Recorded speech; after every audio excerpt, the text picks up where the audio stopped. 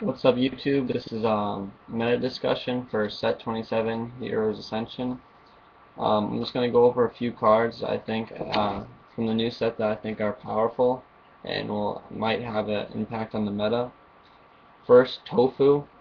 He's a turn 0, 2 draw, 2/0 for Earth. When you spend play, you can remove a coin from minor permanent missions, which really isn't that relevant. But his other effect is all your opponent's mission cards get +1 entrance cost. So they can't Warhawk till 4, they can't mission negate till 4. I think the card is a pretty solid side deck card. I don't think it's going to be seeing a lot of play in the main deck just for the fact that it's a 2/0. Next is Shikamaru, 2-drop.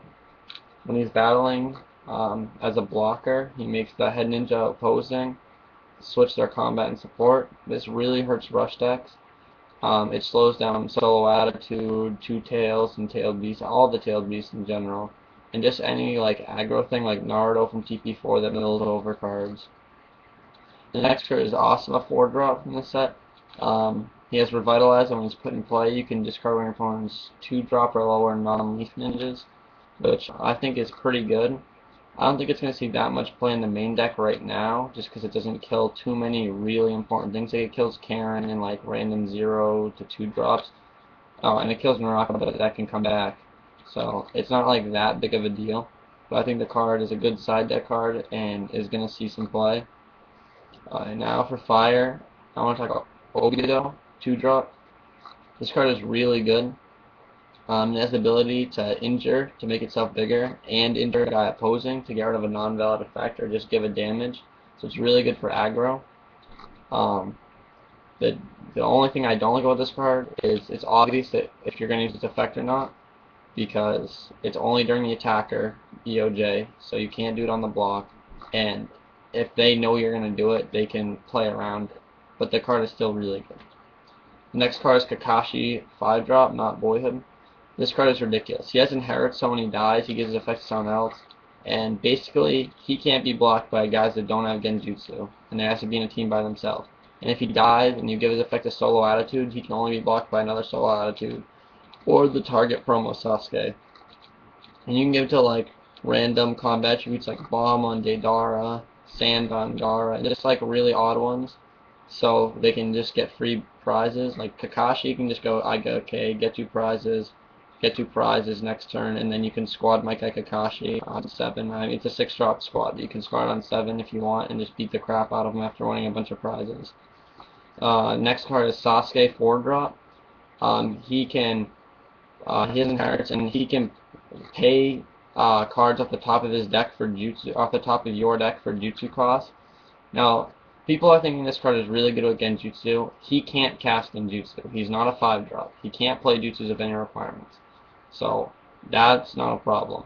I don't think he's that good because you're not going to want to injure him with Dragon Flame unless you're just going to crack him in the Danzo. So that's the most played fire jutsu. The only thing that he can really utilize is like Sharingan jutsus and Sharingan jutsus to come out. So I don't think right now he's a powerful card, but I think in the future he's a strong card. Next, Jonin's Intervention. This card is really powerful. It puts in play a Jonin from your hand with no requirements, and in 2 turns that ninja dies. But if you have your own Pakun during when you're the blocker, can negate its effect and discard it, and the ninja will stay in play forever. So this with Kabuto from Heroes Ascension is really powerful. You can jump him in play and remove any like ninjas you don't need, but bring back and ninjas from your discard pile that you can mill with Ino's Childhood and other ways to mill. So I think this card is really powerful, and it can also put in play that Kakashi I talked about, and that scores you free 4 prizes, and if you negate with Pakun, and you can just go 2 prizes, 2 prizes, 2 prizes, 2 prizes till they drop again Jutsu guy. Next is Shadow of the Leaf. I think this card is really strong. A lot of decks that I've seen recently have only been playing 2 Solo Attitude and 1 Sasuke that brings a Susanoo. Just for the fact you can crack the solo into Danzo on 4 and then play the other Sasuke, because Susanoo is such a powerful card. This new orders, you barely draw the extra card. The only cards you really do, I mean, Sakura's Tears, I seeing play. Sage Training, Naruto versus Sasuke, maybe a Gift of Pain, and maybe Reminiscence or Organization of Peace and Water.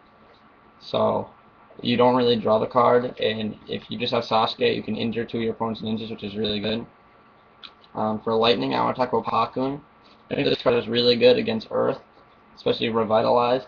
Revitalize can lose to aggro, but they can stop aggro with the Mental Advisors and Shikamaru Outwit.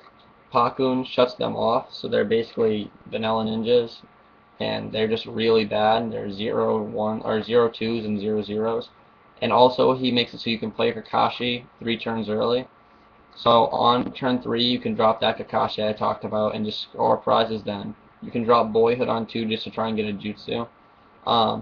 You can squad Sasuke Kakashi on turn 3 because it's all your Kakashi that have Kakashi in their name it works for. Or I think all I know is it works for squads. So you can also squad Kakashi My Guy with the Sage on turn 4, and it's a 9-4 or whatever that can attack twice. I think it's a 9-4. And injure stuff. Or you have 2 battle phases.